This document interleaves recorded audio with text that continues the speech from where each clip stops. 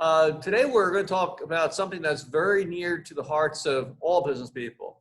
How to raise money to either start your business or to expand it or to keep it going.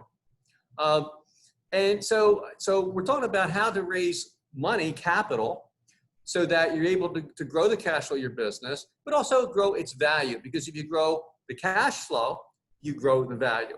So where to begin? Well, I would tell you, I was going through the same thoughts that most business owners did or do about 15 years ago.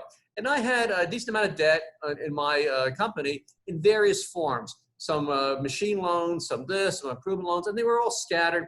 And I wanted to consolidate them. And I figured if I consolidated them and I negotiated the rate, I could save about $100,000 a year in cash flow. And that was attractive. But we were in the middle of a recession, and banks don't really like to lend that time, and credit was tight. So I would tell you, when I was on the beach and I was reading this book, and I said, I'll float my own notes. I will have my own bonds, like a big corporation out there. Now, I'm going to backtrack from that because that was the punchline to that story. But what it gives you is the fact there's many ways to raise capital. When you first start out in a business, most people bootstrap it. They just borrow off their credit cards. Not an ideal way. It can get you in trouble, but it is a way. As they grow, what do? They get bank loans. They lease their equipment, right? And you might pay a rate to a bank, or you might get an SBA loan.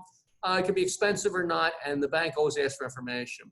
Then you might say, okay, instead of going to a bank, I'll basically sell part of my business. I'll sell to a partner. It's another way to raise capital. Or you go to a venture, a private equity company, or other people that might have other says on your business.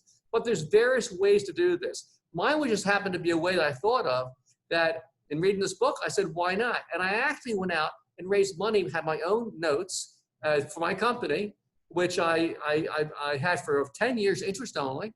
And I saved over $100,000 a year doing that. The whole point of this is that, one, we need capital to either start, but more importantly, expand or make sure our business is going to be safe in operations.